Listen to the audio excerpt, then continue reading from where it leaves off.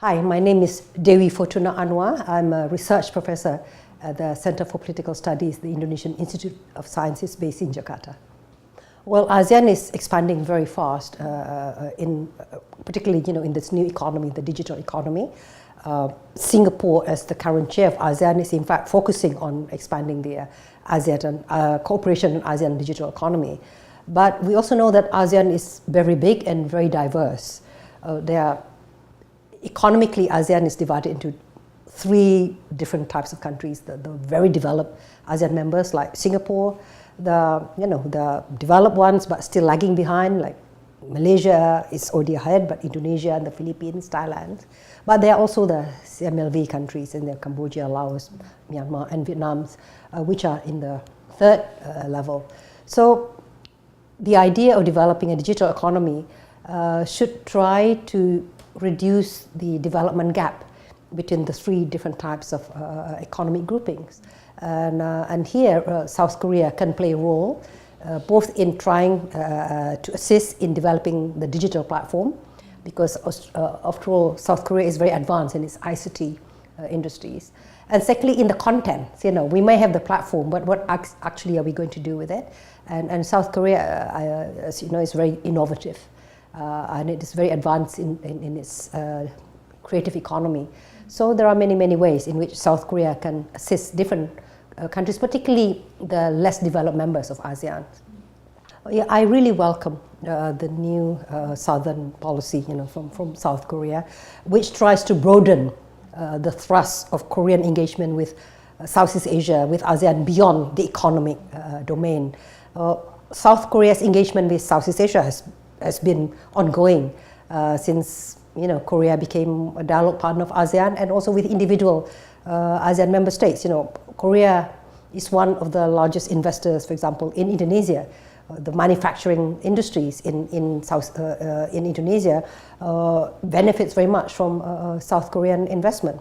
South Korea has also been very active in promoting its industrial products. Samsung is very popular, and LG, and all the products from South Korea, Hyundai and so on are household names. And also pop culture from South Korea. But there have been a lot of criticisms about South Korean engagement nonetheless. From my own country, for example, from Indonesia, there have been a lot of problems, for example, with South Koreans' manufacturing investment. There have been a lot of labor disputes and poor communication between Korean businesses with the local communities as well as their local labor. So it is very important that South Korea is not simply seen as an economic animal, that it is culturally sensitive, that it is able to engage in various other sectors. Therefore, the new Southern policy, which aims to be much more broad-based, covering all three pillars of ASEAN cooperation: political, security, economic, social, cultural. I think it's very timely and very relevant. The most important thing is to follow through, of course, and to make sure that the different pillar doesn't develop in isolation from the other pillars, because, as I said, economic activities should be backed also by greater social and cultural understanding of the local cultures. And there should be more two-way engagements. So it's not just Korea exporting one way, it's pop culture, but it should also be much more open to inputs from different countries in Southeast Asia.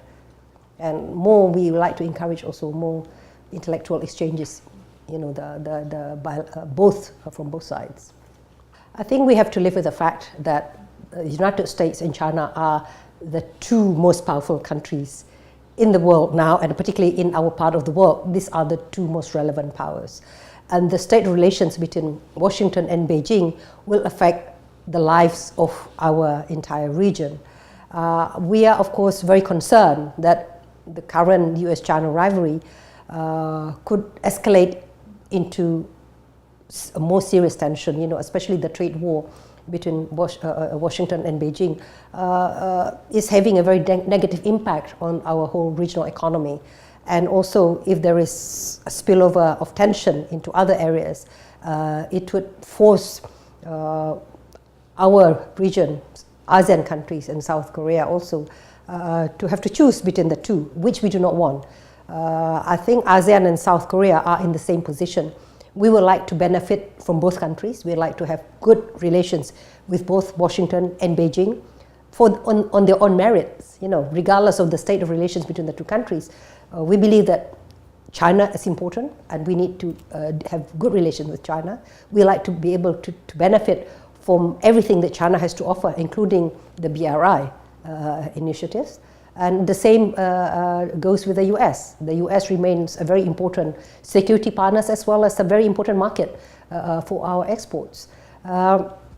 So we do not want, to see a confrontation between these two countries. So ASEAN and South Korea should continue to be actively engaged with these two superpowers and to try to convince both of them of the importance of having a steady and a more predictable relationships. For the US current strategy of free and open Indo-Pacific, in principle, I think ASEAN countries support policy that is based on international law, that a free and open Indo-Pacific should adhere to international law, particularly United Nations Convention on Law of the Sea 1982. It should respect every aspect of UNCLOS. The US is not a signatory of UNCLOS, but I think it has respected UNCLOS 1982, and we would continue, to expect that the US to continue to support international law. And we also expect China, which is a party to UNCLOS 1982, to respect UNCLOS 1982 in all its entirety, not to be selective in it. So, our hope is that the region remains peaceful, because a peaceful region ensures our continued prosperity. Well, ASEAN is there before all the other countries have played a role in trying to draw North Korea into various regional dialogues. Don't forget that the ASEAN Regional Forum, which was established in 1994, is the only regional mechanism in which North Korea is a full member. So ASEAN has always been very open to engaging with North Korea, and I think that we should push for more of this. So the ASEAN Regional Forum should be revitalized, and North Korean participation should be encouraged further. I would also argue that North Korea should be invited to participate in all the three pillars of the ASEAN cooperation, the political and security pillar beside the ASEAN Regional Forum. Maybe the defense officials from North Korea should be invited to participate in the ASEAN Defense Ministers meeting, plus meeting, so that they can talk directly to their counterparts from ASEAN countries and the dialogue partners countries. Maybe North Korea could also be invited to become a sectoral dialogue partner of ASEAN, so that they can participate in various economic activities in which they feel comfortable with. They should also be encouraged to take part in social cultural activities. The important thing is that the ASEAN can provide the forum. ASEAN can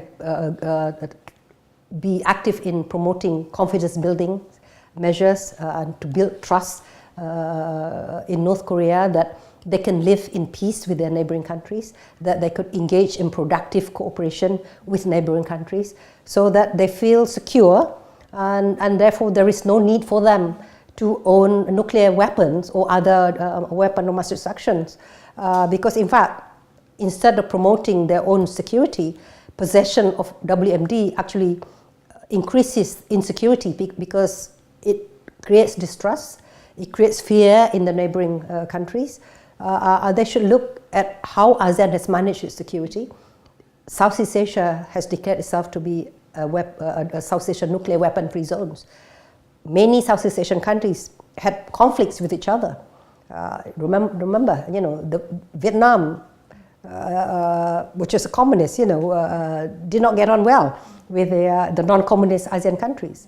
Indonesia and Malaysia used to have confrontation with each other, but now we are living in peace with each other through promoting real substantive cooperation in different areas, and there is no need, and ASEAN countries do not feel the need to have possessions of weapons that is beyond, beyond reasonable needs. Of course, each country has military establishments, but we do not see the development of arms race within Southeast Asia, which is really threatening to each other. And certainly, we do not believe that possessions of nuclear weapons would enhance our security. Therefore, in fact, we believe that no country should have nuclear weapons. That is why Southeast Asia has developed nuclear weapon-free zones, and we can encourage North Korea to look also at how ASEAN has managed relations between the very diverse members. We have Laos and Vietnam, which are former adversaries of the non-communist countries, and these two communist countries are now full members of ASEAN and active participants of the ASEAN economic community. They have remained politically as a communist-dominated single-party regimes, but their economies is open, and they have, benefited from engagement with ASEAN. So ASEAN can help to reassure North Korea that it could develop into a normal country. Well, I'm a strong believer that talks are, are better than not to have dialogues. The Jeju forums and forums like Jeju, first it provides a comfortable meeting point for different stakeholders to exchange different views. So friends, of course, can exchange views all the time, but even more importantly, those who do not share our views can also express themselves, and we can all listen to them. This is part of CBM, confidence building measures. Secondly, forums like Jeju forums can assist official policymakers in finding alternative solutions, because here people can talk in their private capacities also. So we can think about innovative ways of promoting peace and security, which may not always be possible within bureaucratic official settings where officials are bound, by their position. So thinking out of the box is very important. And thirdly, I would argue that increasingly international peace and security and prosperity are linked also with issues like environment, gender, food security, energy security, and so on. So a lot of non-traditional securities are becoming mainstream. So clearly, we need to be, and the digital economy, cyber security, these are some of the new issues that we need to address. So forums like Jeju forums would be the way that we can start to discuss all the new challenges, and as I say, having a comfortable place where everybody feels welcome. Think tanks play a very important role because they continue to think. Hopefully they don't have tanks, yeah. So they continue to think, to do research, which governments don't have time to do.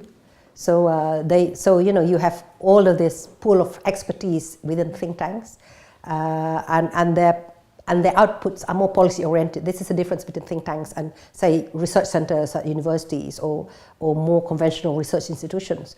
That think tanks always try to be more relevant to policymakers. So the think tank communities plays a very important role in the Track 2 process and Track and One process. They should be the go-to place for policymakers from all sectors, of life. If we need solutions, we should be able to draw on the expertise from think tanks. Well, firstly, I think the Jeju Island, which is very beautiful. It has a very pleasant climate, and Jeju itself is a special place in South Korea. It is a very open place. You don't need visa to come here, and it is very international. Is making a very, very important contribution to regional peace and security and prosperity by having the Jeju Peace Institute here and by convening this annual Jeju Forum for Peace and Prosperity, as well as the various activities. that the Jeju Peace Institute organizes throughout the year. So I hope that both the Jeju people who support the activities of the Jeju Peace Institute will continue to prosper and will continue to contribute to our dynamic region.